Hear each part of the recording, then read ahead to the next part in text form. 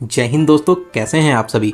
दोस्तों, आज के इस खास और इन्फॉर्मेटिव वीडियो में मैं आपको उज्जैन के राजा श्री महाकाल मंदिर में स्थापित महाकालेश्वर ज्योतिर्लिंग के दर्शन और यात्रा की संपूर्ण जानकारी देने वाला हूं। पूरे साल लाखों भक्त यहां पर दर्शन करने के लिए आते हैं। अगर आप भी भगवान शिव के इस अलौकिक ज्योतिर्लिंग के दर्शन करने की प्लानिंग बना रहे हैं तो ये वीडियो आपकी बहुत हेल्प करेगा। इस वीडियो में हम लोग बात करेंगे आप यहाँ तक कैसे पहुँचेंगे, यहाँ पर पहुँचने के बाद में आपको होटल या धर्मशाला कहाँ पर लेना चाहिए, मंदिर में दर्शन करने का सही तरीका क्या रहता है, यहाँ पर आप कौन कौन से प्रमुख मंदिरों में दर्शन जरूर करें, यहाँ पर खाने पीने की कैसी फैसिलिटीज हैं, और वीडियो के लास्ट में बात करेंगे कितने बजट में आप इस पावन यात्रा को पूरा कर सकते हैं। तो दोस्तों, इस वीडियो के माध्यम से आपको महाकालेश्वर ज्योतिर्लिंग के दर्शन और यात्रा की A to Z complete information share करूंगा। तो एक बार इस वीडियो को पूरा जरूर देखें जिससे आपको संपूर्ण जानकारी मिल सके। तो चलिए आज मेरे साथ घूमिए श्री महाकाल जी की नगरी उज्जैन में। दोस्तों, कमेंट बॉक्स में जय श्री महाकाल और हर हर महादेव जरूर लिखें।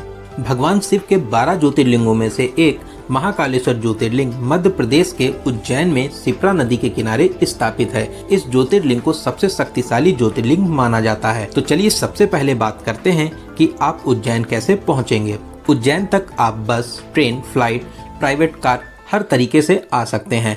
सबसे पहले बात करते हैं ट्रेन की। अगर आप बाई ट्रेन आना चाहते हैं तो आपको सभी प्रमुख स्टेशनों से उज्जैन तक डायरेक्ट ट्रेन मिल जाएगी। ट्रेन का सफर सबसे अच्छा और सस्ता रहता है। उज्जैन रेलवे स्टेशन से महाकालेश्वर मंदिर की दूरी मात्र 2 किलोमीटर रह जाती है। रेलवे स्टेशन के बाहर से ही आपको ऑटो और ई रिक्शा मिल जाते हैं। मात्र 20 रुपए पर पर्सन का किराया देकर आप आराम से मंदिर तक पहुंच सकते हैं। वहीं आप अगर ई रिक्शा रिजर्व करना चाहते हैं तो मात्र 50 से 60 रुपए देकर आप आराम से मंदिर के पास तक पहुंच जाएंगे। वहीं दोस्तों, बात करते हैं बस की। अगर आप अपने शहर से बस के माध्यम से यहां तक आना चाहते हैं तो रेलवे स्टेशन से कुछ ही दूरी पर बस स्टैंड बना हुआ है। अगर आपके शहर से डायरेक्ट बस यहां तक आती है तो आप आराम से बस के माध्यम से भी यहां तक आ सकते हैं। वहीं आप अगर फ्लाइट के माध्यम से आना चाहते हैं तो उज्जैन का नज़दीकी एयरपोर्ट इंदौर में है। इंदौर से उज्जैन की दूरी मात्र 55 किलोमीटर रह जाती है।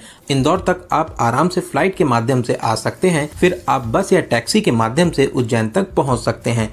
दोस्तों, अगर आप अपनी पर्सनल कार से आना चाहते हैं तो यहाँ तक आने के लिए ये भी एक अच्छा ऑप्शन रहता है। मंदिर के 500 मीटर रेंज में आपको बहुत सी पार्किंग फैसिलिटीज भी मिल जाएंगी, जहाँ पर आप 150 से 200 रुपए का चार्ज देकर 24 घंटे के लिए अपनी कार को पार्क कर सकते हैं। दोस्तों, यहाँ पर जगह जगह आपको पार्किंग की फैसिलिटीज मिल जाती हैं। तो मैंने आपको यहाँ पर सभी माध्यम को बता दिया है। आपके लिए जो बेस्ट ऑप्शन रहता है उससे आप आ सकते हैं। दोस्तों, मैंने इस यात्रा को ट्रेन से पूरा किया है। तो चलिए अब हम लोग आ चुके हैं उज्जैन। उज्जैन रेलवे स्टेशन के बाहर से ई रिक्शा लेकर अब हम लोग पहुंचेंगे महाकाल थाने के पीछे वाले रोड पर, जिसे सीढ़ियों वाला रास्ता भी बोलते हैं। यहाँ से कुछ सीढ़ियाँ चढ़ने के बाद में मात्र 100 मीटर की दूरी पर महाकाल मंदिर स्थित है। दोस्तों, रुकने और खाने पीने के लिए ये लोकेशन बेस्ट ऑप्शन रहता है। यहाँ पर आपको बहुत से होटल और धर्मशाला मिल जाएंगे। होटल्स की रेट की बात करें तो आप यहाँ पर 1000 से 1200 रुपए में नॉन एसी रूम ले सकते हैं। वहीं एसी रूम आपको 1400 से 1500 रुपए में बहुत ही आराम से मिल जाते हैं। आप अगर VIP होटल लेना चाहते हैं तो यहाँ पर बहुत ही अच्छे अच्छे VIP होटल भी बने हुए हैं।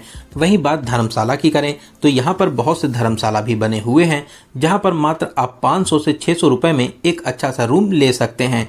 दोस्तों, यहाँ पर खाने पीने के लिए भी बहुत से ढाबे और रेस्टोरेंट बने हुए हैं, तो आपको इस लोकेशन पे होटल लेने से खाने पीने के लिए भी दूर जाना नहीं होगा। तो दोस्तों, रुकने के लिए ये लोकेशन बेस्ट ऑप्शन रहता है। महाकाल मंदिर भी एकदम पास में है। साथ ही साथ आपको बहुत से होटल, खाने पीने के लिए बहुत से रेस्टोरेंट और कुछ ही दूरी पर आपको पार्किंग की फैसिलिटी भी मिल जाती है।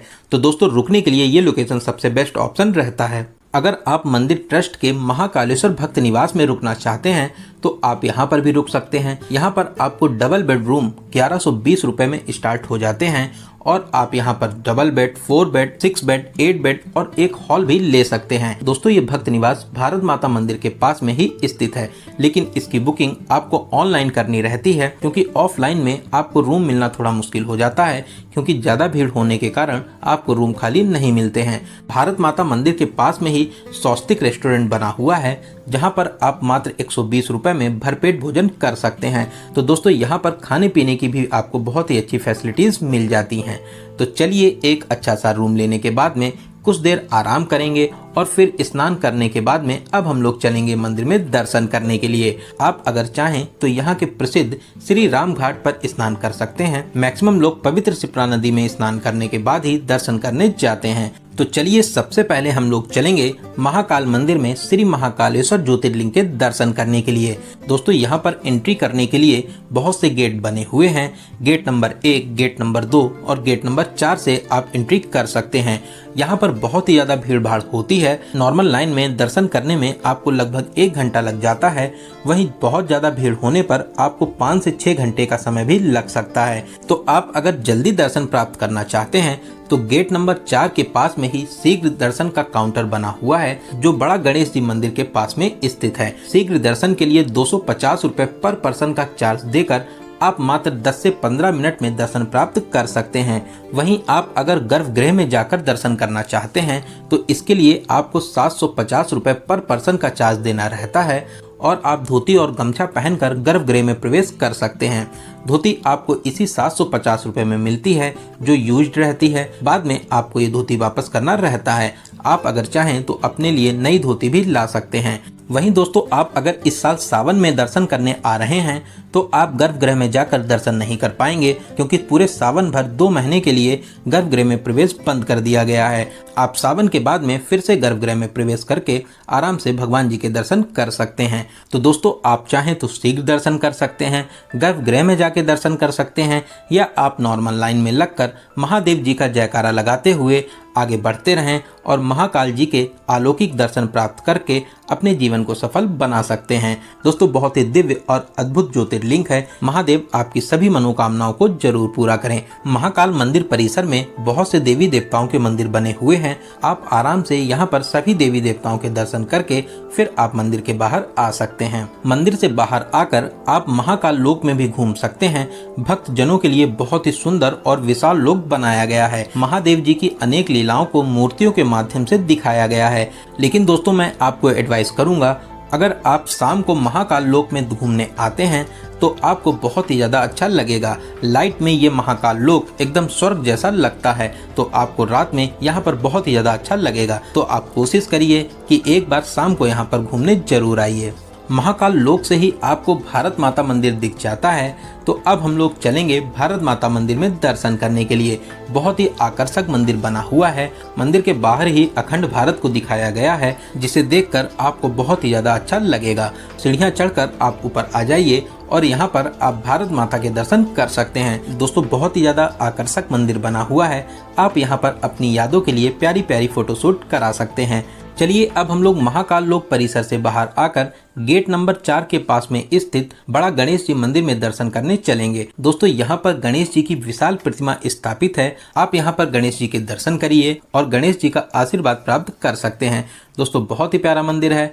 आप यहाँ पर दर्शन करने जरूर आइए। यहाँ पर दर्शन करने के बाद में मात्र 100 मीटर की दूरी पर ही विक्रमादित्य टीला स्थित है, जहाँ पर विक्रमादित्य जी का मंदिर भी स्थापित है। साथ ही साथ महाराजा विक्रमादित्य की विशाल प्रतिमा भी यहाँ पर बनी हुई है। आप यहाँ पर जरूर आइए। यहाँ पर आपको बहुत ही ज्यादा अच्छा लगेगा। दोस्तों यहाँ पर घूमने और दर्शन करने के बाद में अब हम लोग चलेंगे माता हर सिद्धि मंदिर में दर्शन करने के लिए, जो यहाँ से मात्र 300 मीटर की दूरी पर स्थापित है। आप मुख्य द्वार से प्रवेश करके माता के अलौकिक रूप के दर्शन प्राप्त कर सकते हैं। शाम को यहाँ पर दीपदान भी किया जाता है। साथ में अगर आप यहाँ पर शाम को आते हैं तो आप माता रानी की आरती में भी शामिल हो सकते हैं। बहुत ही दिव्य और अलौकिक मंदिर है। जितने भी लोग महाकाल जी के दर्शन करने आते हैं वो इस मंदिर में दर्शन करने जरूर आते हैं। तो आप अपनी लिस्ट में इस मंदिर को जरूर शामिल करें। आप एकदम भी इस मंदिर को मिस ना करें। दोस्तों इसी रास्ते पर आगे श्री राम मंदिर धर्मशाला स्थित है। यहीं से श्री राम घाट के लिए रास्ता जाता है। तो चलिए अब हम लोग चलेंगे यहाँ के प्रसिद्ध श्री राम घाट पर शिप्रा नदी के दर्शन करने के लिए। दोस्तों घाट के किनारे बहुत ही प्राचीन मंदिर स्थापित है। आप यहाँ पर बैठकर माँ शिप्रा नदी को बहुत ही आराम से निहार सकते हैं। आपको यहाँ पर बहुत ही शांति मिलेगी। आप शिप्रा नदी के पवित्र जल में स्नान कर सकते हैं और आप यहाँ पर बोटिंग भी कर सकते हैं, जिसके लिए आपको 30 रुपए का चार्ज देना रहता है। आप बोट के माध्यम से शिप्रा नदी की प्यारी सी यात्रा कर सकते हैं। दोस्तों शाम को यहाँ पर आरती का आयोजन भी होता है। अगर आप शाम को आते हैं तो आप आरती में भी शामिल हो सकते हैं। आपको यहाँ पर आरती में शामिल होकर बहुत ही ज़्यादा अच्छा लगेगा। दोस्तों इन सभी मंदिरों में दर्शन करने के बाद में अपने रूम पर आ जाएंगे, कुछ देर आराम करेंगे और अब हम लोग चलेंगे उन मंदिरों में जो यहाँ से लगभग 7 से 8 किलोमीटर की दूरी पर स्थित हैं। इन मंदिरों में दर्शन करने का सबसे अच्छा तरीका रहता है आप ऑटो बुक कर लीजिए। ऑटो वाले आपसे 3 से 4 पर्सन का 400 से 500 रुपये चार्ज करते हैं। सभी प्रमुख मंदिरों में दर्शन कराने के बाद में आपको फिर से यहीं पे ड्रॉप कर देते हैं। तो सबसे पहले हम लोग चलेंगे संदीपनी आश्रम में दर्शन करने के लिए, जो यहाँ से 4 किलोमीटर की दूरी पर स्थित है। संदीपनी आश्रम भगवान श्री कृष्ण जी का गुरुकुल है। भगवान श्री कृष्ण और सुदामा जी ने यहीं पर शिक्षा प्राप्त की थी। यहाँ पर आप श्री कृष्ण जी द्वारा सीखी गई 14 विद्याओं को बहुत ही अच्छे तरीके से देख सकते हैं। आश्रम परिसर में और भी मंदिर स्थापित हैं। आप यहाँ पर महादेव जी के दर्शन कर सकते हैं।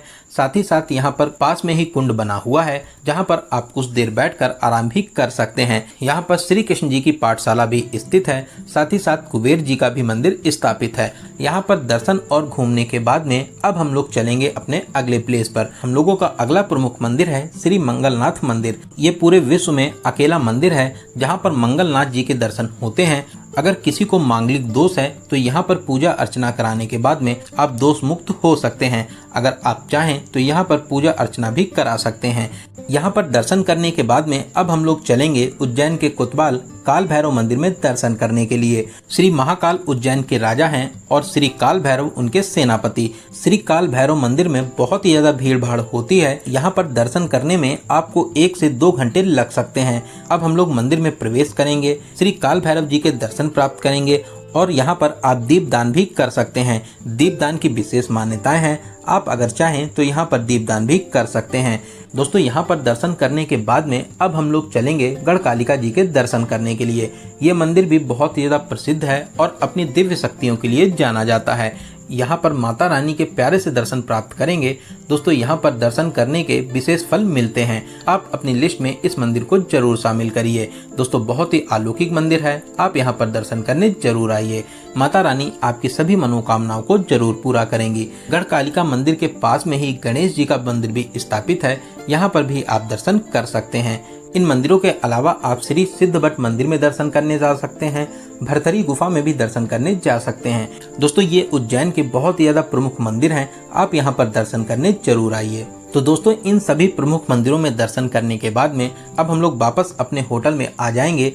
चलिए दोस्तों अब हम लोग बात करते हैं कि इन सभी मंदिरों को आप कितने दिनों में कवर कर लेंगे। अगर आप उज्जैन सुबह 7 से 8 बजे तक आ जाते हैं तो आप एक ही दिन में इन सभी मंदिरों को आराम से कवर कर लेंगे। अगर शाम की आपकी ट्रेन है तो आप शाम को आराम से वापसी भी कर सकते हैं। वहीं आप अगर दोपहर में या शाम तक उज्जैन पहुंचते हैं तो शाम को आप सबसे पहले महाकाल जी के दर्शन प्राप्त करिए और फिर महाकाल लोक में घूम सकते हैं। फिर आप बड़ा गणेश जी, हरसिद्धि मंदिर, रामघाट इन सभी जगहों को कवर कर सकते हैं और फिर रात में आप अपने होटल में स्टे करिए और अगले दिन आप जो यहाँ से 7 से 8 किलोमीटर की दूरी पर मंदिर स्थित हैं उन सभी को आराम से कवर कर सकते हैं। फिर आप दिन वाली या शाम वाली ट्रेन से अपने घर के लिए भी वापसी कर सकते हैं। दोस्तों आप अगर यहाँ से ओमकारेश्वर ज्योतिर्लिंग के दर्शन करने जाना चाहते हैं तो आपको यहाँ पर बस की फैसिलिटी मिल जाती है। बस आपको सुबह 7 से 8 बजे ले जाती है और पूरे दिन आपको घुमाने के बाद में शाम को फिर से यहीं पे ड्रॉप कर देती है। बस वाले आपसे आने जाने का 350 रुपये चार्ज करते हैं। उज्जैन से ओमकारेश्वर ज्योतिर्लिंग की दूरी 140 किलोमीटर रहती है। तो आप अगर ओमकारेश्वर ज्योतिर्लिंग के दर्शन करने जाना चाहते हैं तो आप बड़े आराम से यहाँ से जा सकते हैं। चलिए अब हम लोग बात करते हैं सबसे जरूरी क्वेश्चन बजट की। कितने बजट में आप इस पावन यात्रा को पूरा कर लेंगे। दोस्तों मैं मान के चलता हूं कि आप कम से कम 2 लोग तो यहां पर दर्शन करने आएंगे ही। 2 लोगों में आपके होटल और ऑटो ई रिक्शा का किराया डिवाइड हो जाता है। तो आप मान के चलिए कि 2500 से 3000 के बजट में इस पावन यात्रा को बहुत ही